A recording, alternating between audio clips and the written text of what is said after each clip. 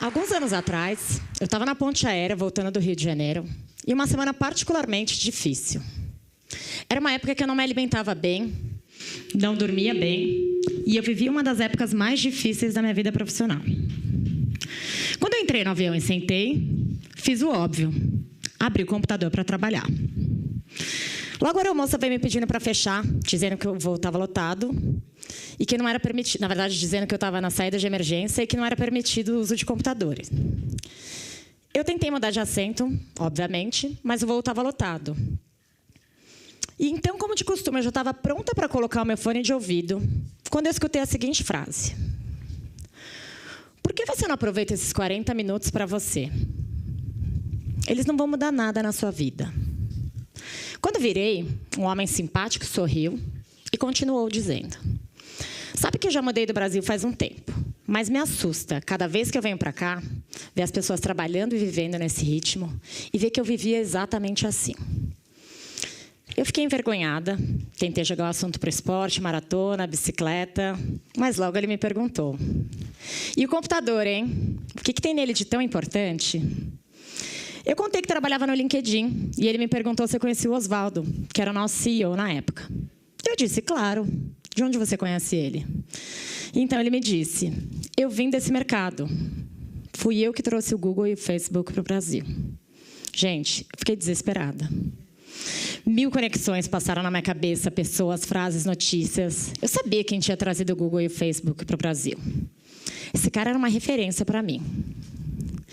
Mesmo super empolgada, naquele momento eu contive a minha surpresa, agi naturalmente e disse: ah, você é o Rohagen? E ele me disse: sou. O fato de eu não saber quem era ele me deixou mais à vontade para eu ser eu mesma. Pelo menos até aquele momento, né? A gente falou sobre diversos assuntos: startups, empreendedorismo, projetos sociais, Google, Facebook, Instagram. Podia dizer que eu tinha ido para a Europa. Mas já chegando em São Paulo, eu pensei: o que eu poderia perguntar para esse cara que, de alguma forma, poderia mudar a minha carreira? Então, criei coragem e disse: o que você olha antes de contratar alguém? Entendendo que ele deveria ter contratado um time muito bom para essas empresas estarem onde elas estão hoje. E ele me disse que eu olhava basicamente 5 coisas, mas que tinha uma que chamava muita atenção dele, que era entender quem era aquela pessoa fora do ambiente de trabalho. Ele me contou, então, um caso de quando ele contratou uma pessoa para o Google, para a área financeira, que era um palhaço fora do escritório, e disse que aquilo tinha chamado muita atenção dele. Eu aproveitei e contei que no LinkedIn, todos os meses, a gente tem uma reunião com todos os funcionários da empresa, em que os novatos têm que ir lá na frente se apresentar e contar algo que não está no perfil do LinkedIn deles, que era uma maneira parecida de descobrir essa habilidade. E já na fila do táxi, nos despedindo, então, ele me perguntou: e me dizem, o que é que não está no seu perfil do LinkedIn? Eu fiquei um pouco sem graça, não sabia muito o que falar, e acabei contando sobre um hobby novo que eu tinha na época, e disse que era DJ. O que eu não podia imaginar é que ele ia virar super empolgado e dizer: mentira, eu também sou DJ. E foi nesse dia, no caminho de volta para casa, que eu comecei a pensar sobre o profissional do futuro. Na verdade, mais ainda sobre eu, como uma profissional do futuro. Não é novidade para ninguém que a tecnologia está mudando o mundo e nos levando para um futuro ainda desconhecido. Nos próximos anos, a inteligência artificial vai excluir centenas de milhares de pessoas do mercado de trabalho. E esse é um problema em escala global que vai afetar a economia de todos os países. E se, por um lado, já existe um movimento para esse assunto, me assusta ver que a maioria das pessoas não fazem ideia sequer do tamanho dessa ruptura tecnológica que está para acontecer. E eu não estou falando de algo que vai acontecer daqui a 200 anos. É uma mudança que já começou e vai se intensificar demais nos próximos 10 ou 20 anos. A substituição de emprego por robôs e softwares tem sido tema de diversos estudos. E um deles, da Universidade de Oxford, aponta que aproximadamente 47% dos empregos tendem a desaparecer nos próximos 20 anos. E aqui eu não estou falando só de motoristas, operadores de telemarketing e corretores. Professores, médicos e advogados também estão nessa lista. Atualmente, um site chamado WebMD, que é uma coleção de sites de saúde em que as pessoas podem fazer consultas online, recebe mais visitas do que todos os médicos dos Estados Unidos. Já no mundo das disputas judiciais, todos os anos, mais de 60 milhões de desacordos entre comerciantes do eBay são resolvidos através de resolução de disputas online, ou seja, robôs, ao invés de advogados e juízes. E se a gente pensa que só nós, profissionais, vamos ser transformados em robôs, o Vaticano concedeu a primeira licença digital a um aplicativo chamado Confissão, que vai ajudar as pessoas a se prepararem para se confessar. E eu fico imaginando como será que vai ser se confessar para um robô padre. Pois é. Se de um lado a gente tem esses milhões de empregos desaparecendo, é claro que diante dessa nova economia, muitos novos empregos vão surgir. Mas existe um ponto importante aqui. Se a gente olhar para a trajetória da Revolução Industrial, quando os humanos foram substituídos pelas máquinas, isso geralmente aconteceu em trabalhos de baixa qualificação. Quando a gente não precisava mais dos trabalhadores agrícolas, que representavam 80% do mercado de trabalho na época, eles passaram a ocupar as vagas nas indústrias que estavam surgindo. Ou seja, eles deixaram de arar a terra e passaram a apertar parafusos nas linhas de montagem. Quando esses empregos das linhas de montagem começaram a ser automatizados também, eles passaram da linha de montagem para serviços de baixa qualificação, que é onde essas pessoas estão hoje. Ou seja, até aqui a gente sempre deu um jeito, né? Agora, quando as pessoas dizem que haverá novos empregos do futuro, e que os humanos podem ser melhores do que a inteligência artificial, e que os humanos podem ser melhores do que os robôs, essas pessoas geralmente pensam em trabalhos de alta qualificação, como pessoas que vão trabalhar com robótica, com gamificação, com realidade aumentada. Eu não vejo como um motorista de caminhão desempregado, aos 50 anos, que perdeu seu emprego para veículos autônomos, nem como um caixa de supermercado que não teve oportunidade de estudo, vai se reinventar diante desses empregos do futuro, que vão exigir uma alta qualificação. E isso faz com que o mundo caminhe para uma desigualdade jamais vista antes, uma vez que os mais afetados serão essas pessoas, de baixa qualificação e de baixa renda. E aí, o que a gente faz com tanta gente que vai ficar sem emprego?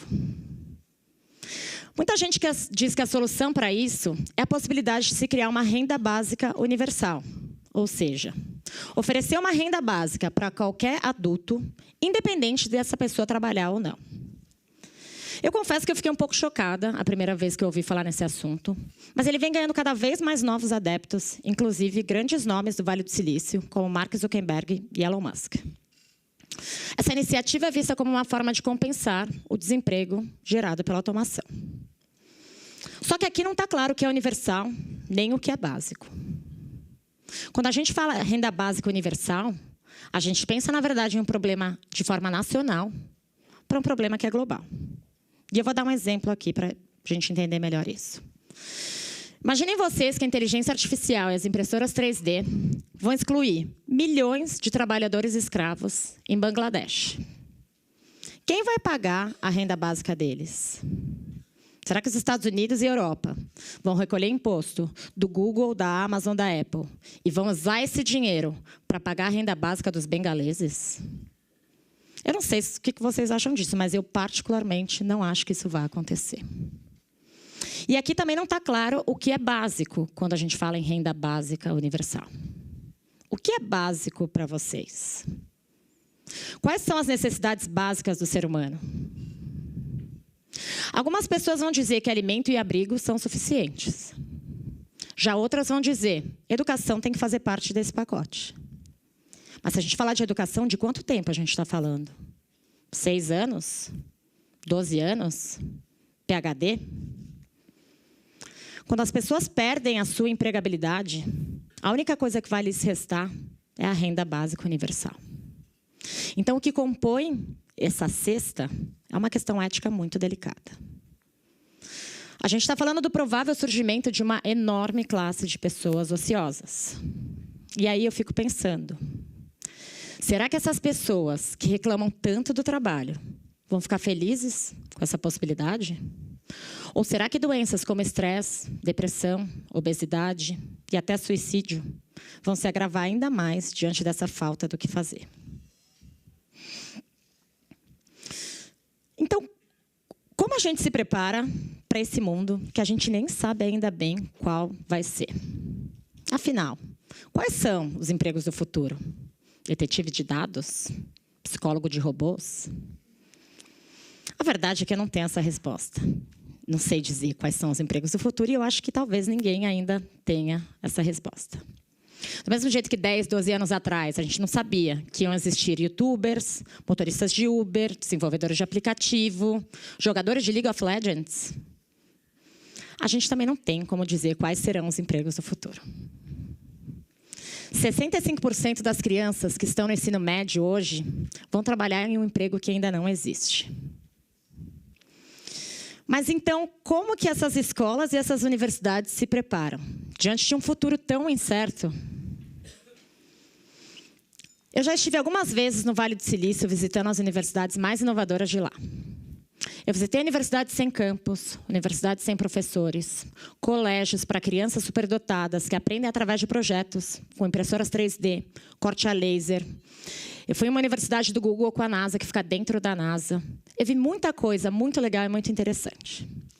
Mas uma das que mais me chamou a atenção foi uma escola chamada Minerva School, em que, além de várias coisas super legais que eles têm um foco muito grande em desenvolver as habilidades comportamentais de seus alunos.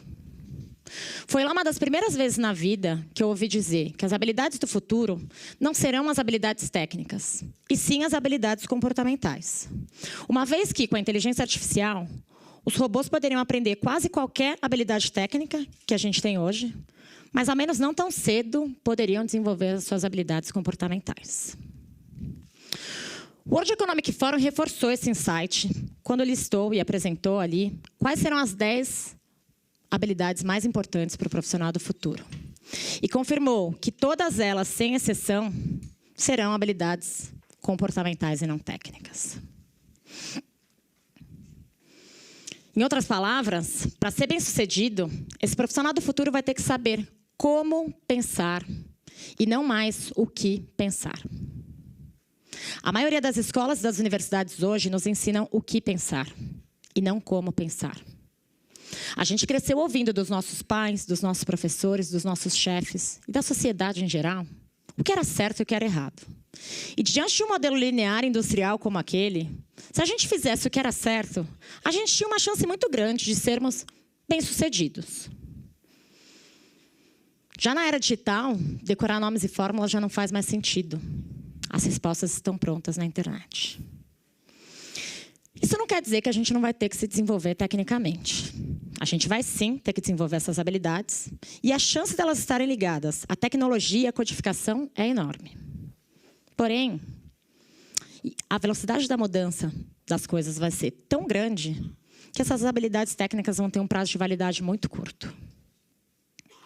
Em outras palavras, esse profissional do futuro, então, vai ter que ser um long life learner. Ou seja, ele vai ter que aprender para sempre. Aquela história de que a gente vai estudar até os 20 e poucos anos, e aí a gente vai entrar no mercado de trabalho, e aí a gente vai fazer algumas pequenas pausas para uma MBA ou para uma pós-graduação, não vão mais fazer nenhum sentido diante dessa nova economia. Dizem, inclusive, que esse profissional do futuro vai ter aproximadamente até 5 carreiras ao longo da vida.